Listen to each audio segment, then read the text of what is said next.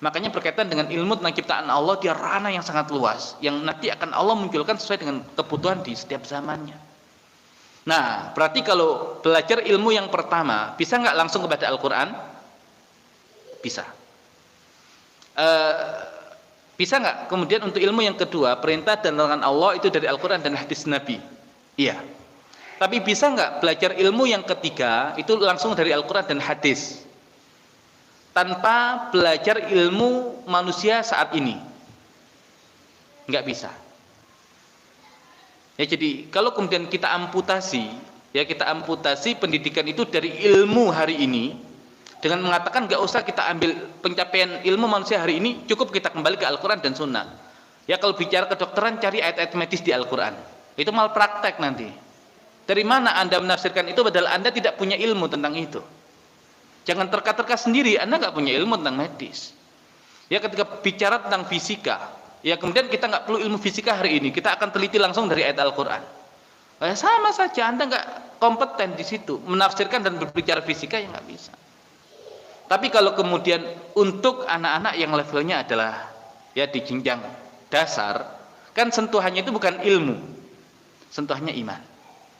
Nah, kita gunakan itu sebagai pendekatan iman. Nah, ternyata Allah itu begitu baik pada kita. Semua ilmu yang dibutuhkan oleh manusia Allah terangkan di dalam Al-Quran. Ini ada ilmu tentang kesehatan, ya ilmu tentang, nah itu untuk menguatkan iman mereka dan semakin menjadikan mereka itu bangga dengan Al-Qurannya, dan dengan itu menjadikan mereka itu ya menjadikan ilmu-ilmu itu sebagai wasilah untuk mengenal Allah. Nah, itu untuk anak-anak jenjang dasar.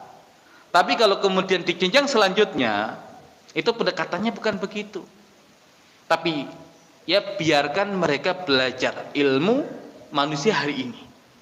Bahkan pelajari sampai ujung ilmu itu, dan setelah itu kembali ya ke Al-Qur'anmu yang kamu sudah tahu dulu itu pembahasan yang begini ada di Al-Qur'an.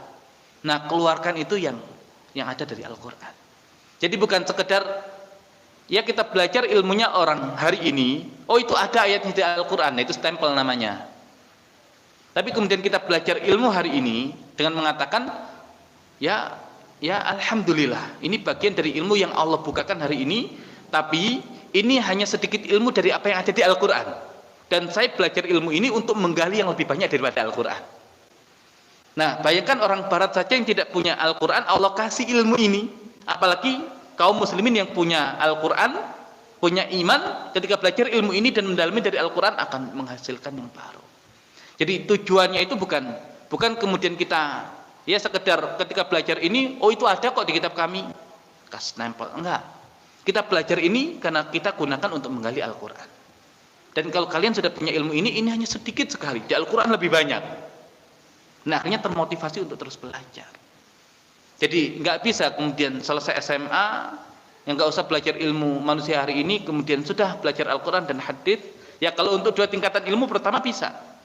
Tapi untuk menyalip pencapaian non muslim hari ini nggak bisa. Bahkan harusnya semangatnya lebih-lebih lagi. Ya kenapa sih Anda ingin belajar kedokteran? Karena ingin menggali lebih dalam apa yang ada di Al-Qur'an.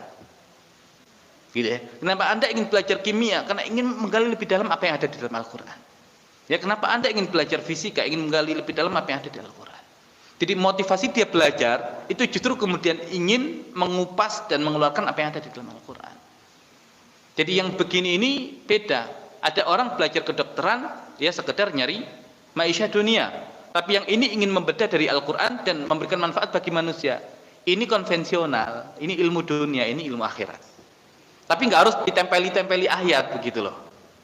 Tapi motivasi belajarnya itu yang kemudian harus diluruskan. Ya, ketika seseorang belajar ilmu yang lain, nah kalau kemudian motivasinya hanya sekedar ilmu, ya seperti orientasi orang barat hari ini yang tidak punya iman, ya ilmu untuk ilmu. Kita tidak ilmu untuk diamalkan dan untuk memberikan kemanfaatan dan menggali apa yang ada di Al-Qur'an. Nah, makanya nanti ilmu pertama dan kedua itu kita masukkan. Bahkan kemudian ilmu ketiga kita dorong. Ya harus kuliah S1, S2, S3 bahkan profesor. Ya untuk apa? Untuk menyalip mereka. Dan setelah itu gali dari Al-Qur'an, akan Allah bukakan banyak hal yang tidak Allah bukakan untuk orang-orang kafir. Nah, itu dalam waktu sekejap, ya insya Allah kita bisa menyalip mereka.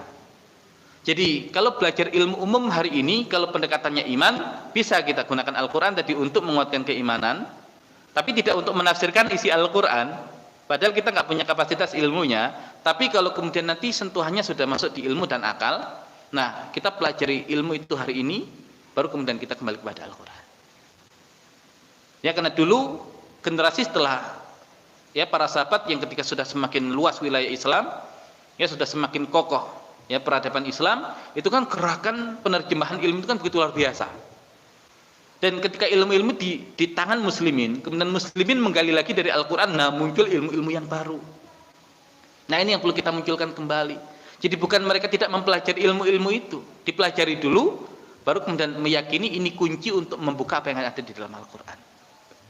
Ya bukan ini stempeli Al-Quran, tidak, tapi ini diambil untuk menjadi kunci membuka apa yang ada di dalam Al-Quran.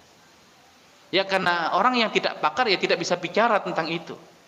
Ya orang tidak punya keahlian kesehatan, tiba-tiba mendadak jadi dokter hanya mengkaji ayat Al-Quran dan hadis. Ya sangat berbahaya. Ya sangat berbahaya. Ya. Nah, ya jadi ini yang kemudian perlu kita pahami.